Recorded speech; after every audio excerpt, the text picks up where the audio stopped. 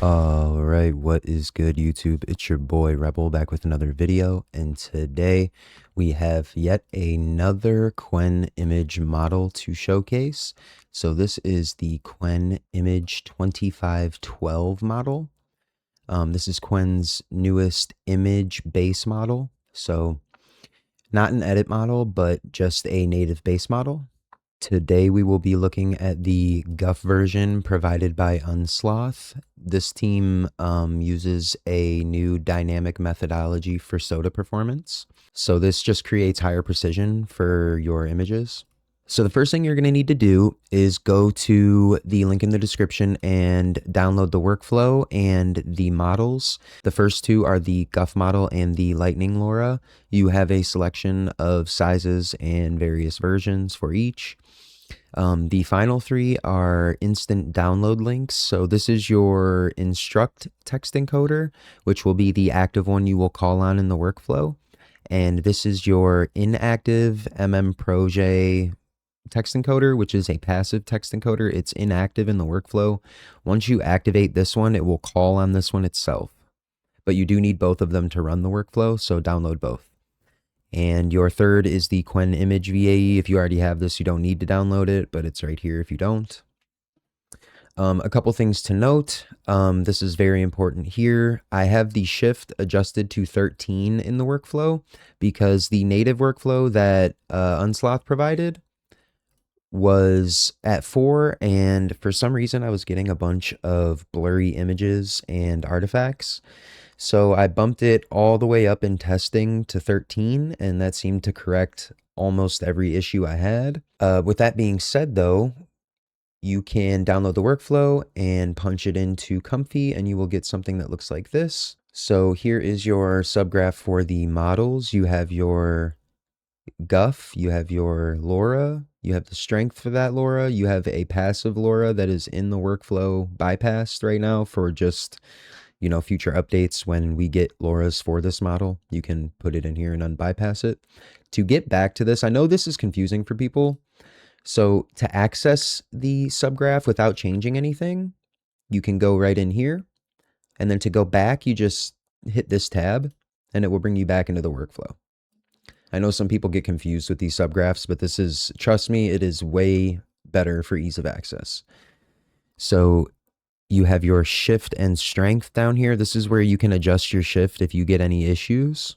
It's currently set at 4 in the workflow, but I have it raised to 13. I highly suggest running it at 13. You have your text encode nodes. You have your comfy literals, which are just adjusted through the empty latent, so that you can change your height and width without having to do it through that node. I just find this to be a little bit more constructive. And then you have your K sampler and your save output. So I do have some examples for you guys today. But before we talk about the examples, I want to talk about this custom node that I found. So someone shared this on X. I'm not sure who it was. I believe it was Toy XYZ or Wildminder, but whoever it was, the link was in the tweet and it is for this node. So this is a image gallery loader.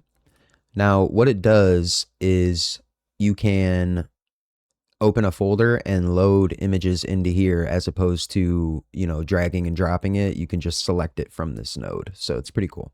So in order to get this custom node, you're going to navigate to your custom nodes folder.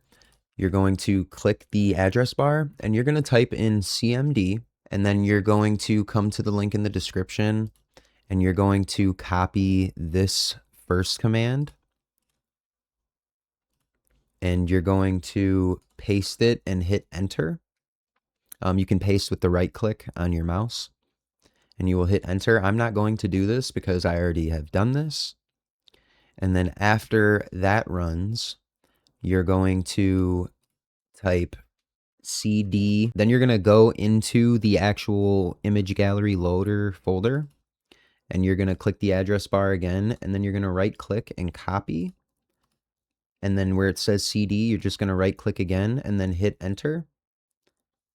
And this will bring you into that folder. And then you're just going to type in pip install -r requirements.txt and hit enter. Mine's already satisfied, but it will run the requirements. And then you can restart your ComfyUI and you will have this node.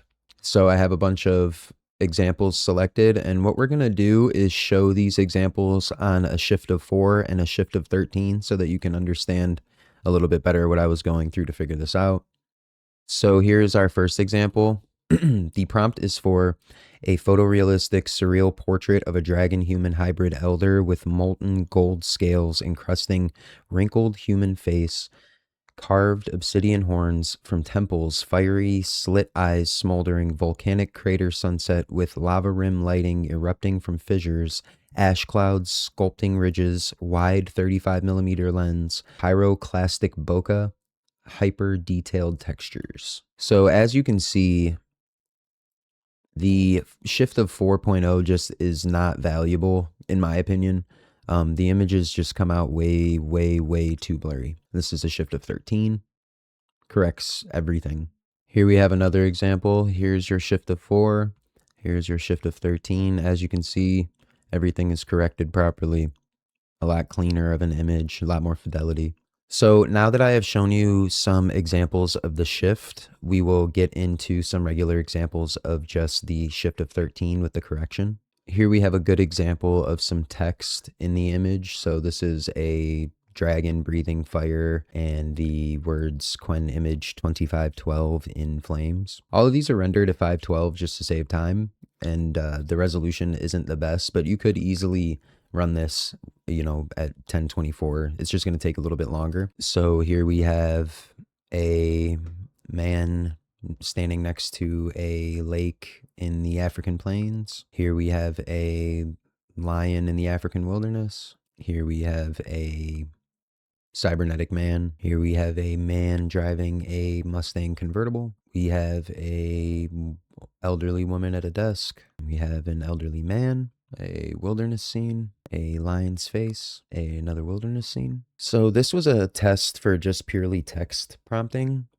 It got most of it correct. There is some like artifacting going on the lettering there. It's not very like clean, and it also, you know, messed up these little graphics, and the text on the end here is incorrect. But I'm sure if you ran this probably multiple times, you could get a clean output, but I just wanted to one-shot everything and see what I would get. Here we have that example of the book cover. Here we have a woman with a cup of coffee. Here we have an Eastern Asian woman. Here we have middle-aged 30-year-old Latina. Here we have a wolf. We have some kind of snake woman. And then back to our final example of the dragon man hybrid. And we have the cover photo for the workflow. All right, guys, that's all I'm going to have for you today. Just wanted to give you a quick video and showcase this new model and get you guys running it with the workflow. It's pretty evident that we're going to be getting a lot of these fast iterative models, you know, coming out in quick succession, especially from, you know, the teams like Qwen, Alibaba, all of these, you know, open source teams. They work really fast to get these new versions of models out to us. So if you enjoyed what you saw today, consider subscribing to the channel and leaving me a comment on the video to let me know how I did. You can also like the video. It genuinely helps the channel tremendously. So go ahead and download this workflow, get this model running, and enjoy the new Qwen model. And happy holidays, guys. Happy New Year. Thank you. Bye.